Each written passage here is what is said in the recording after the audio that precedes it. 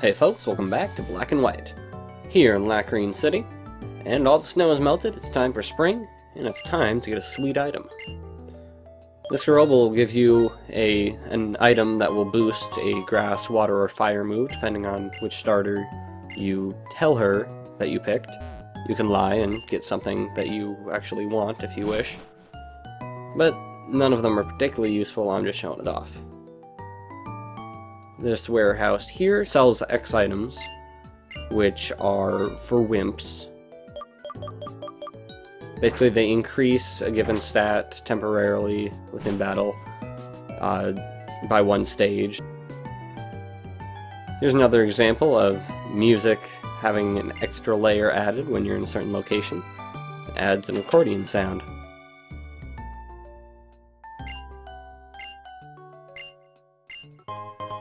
On Wednesdays, this girl will give you a soda.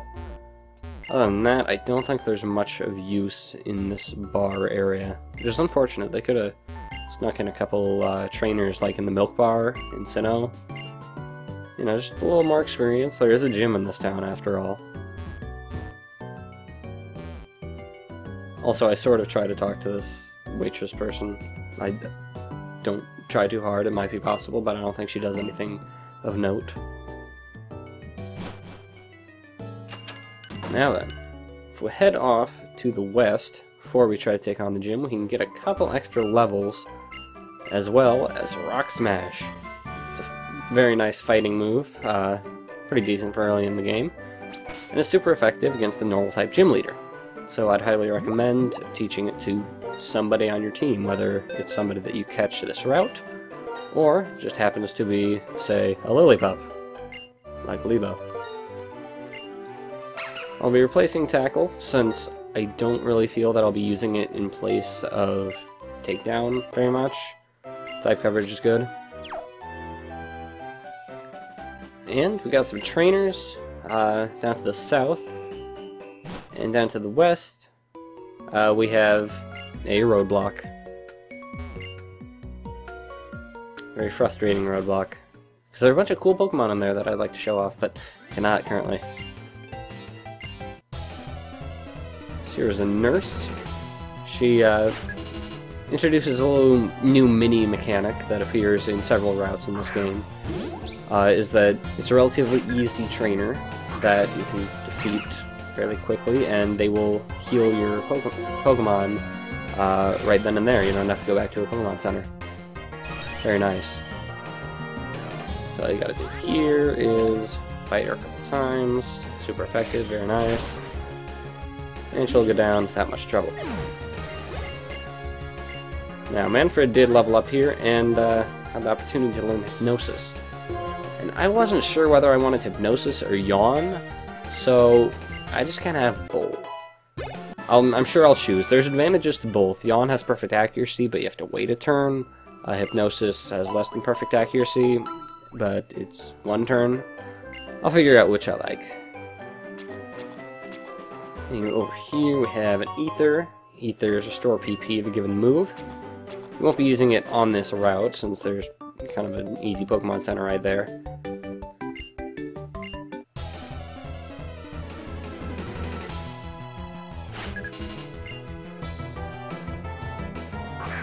This girl has two grass Pokemon, two version-exclusive grass Pokemon.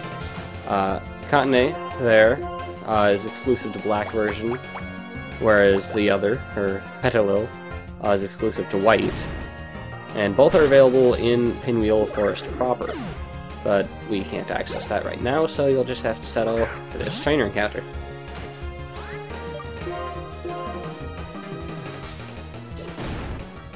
And neither of them are too threatening in their base evolutions.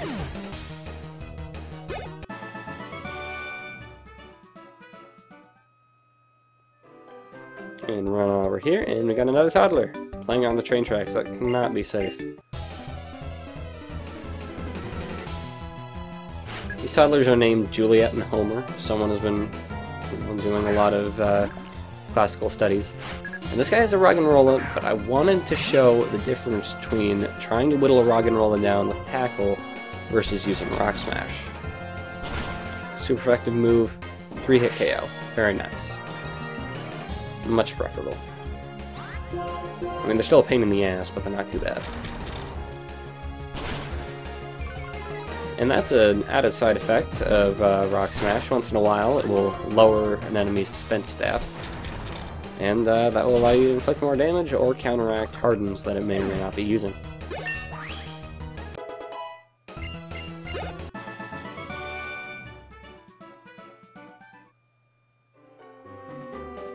Over Hizzle, we got a Great Ball.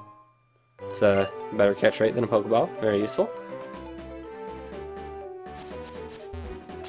And down here, we have very nice puddle effects. Oh my golly. Power of the DS. And we have a brave and bold Batman fanboy here.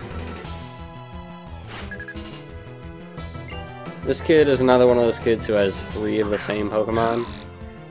Who is new Pokemon Tympole. Very comparable to Poliwag from the first generation. And that is a tadpole that eventually evolves into a toad at similar levels and eventually through Waterstone.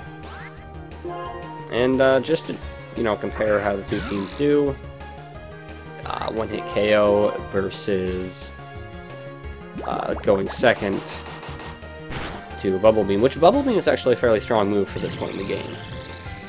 1-hit KO versus 1-hit KO. Not too threatening.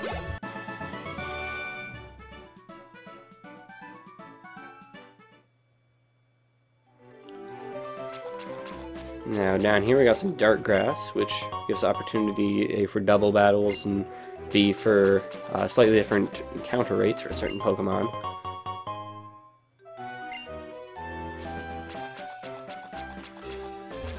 And another kid, yay.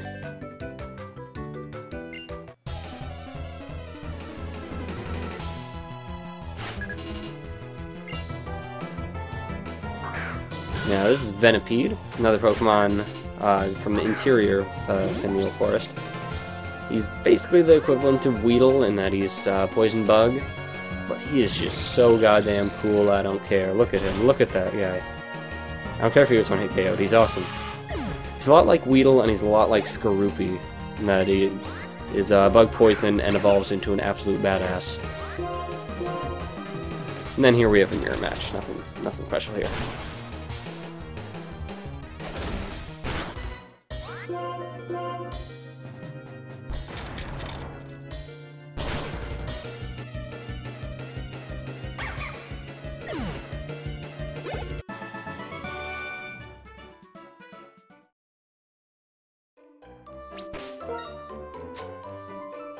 And I've been needing to do a lot of healing here, since I'm taking a lot of damage from takedown, recoil, and stuff. So I've been using up a lot of super potions. Always pack up. There's the nurse up there, but I just didn't want to bother. Now here are some version exclusives. Sawk here is an exclusive to Black version. He's pure fighting and relies mostly on like chops or something. He's not too amazing. Although he does manage to withstand a side beam. And I actually had run out of side beams at this point because this is filmed in the future. Anyway, his white equivalent is Throw, who throws things. I know, it's amazing.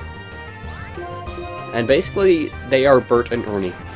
There's a short, stubby one and the tall, lanky one, and they are both really stupid. I don't like either of them, honestly. I mean, they're just so goddamn dumb looking. And they're born wearing D outfits. It's silly. I mean, they're not unoriginal designs, they're just not very good. I just don't like them.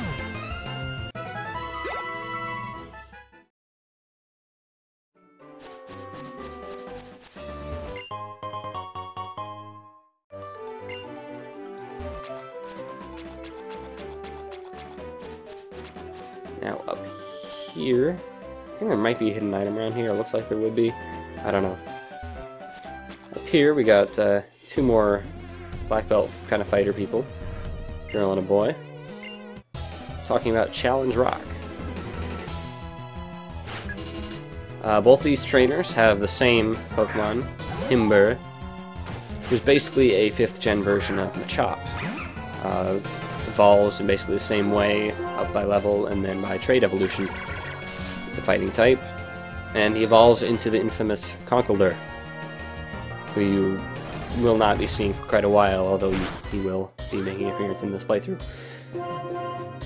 And yeah, Lilo really taking a lot of damage from those takedowns. I'm looking forward to when I get a non-recoil normal move, besides Tackle, because Tackle sucks. Like, Strength isn't the strongest takedown, but the lack of recoil might make it worth it, I'm not sure. Anyway, like I said, both these trainers have the same Pokemon, so I'll be showing off how a Psychic type does against a Fighting type for this one. Anyone who's played Pokemon probably knows how this is going to end.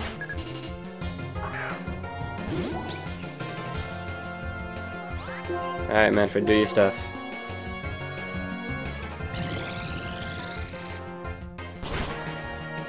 Yep, super effective, one-hit KO. No surprise there.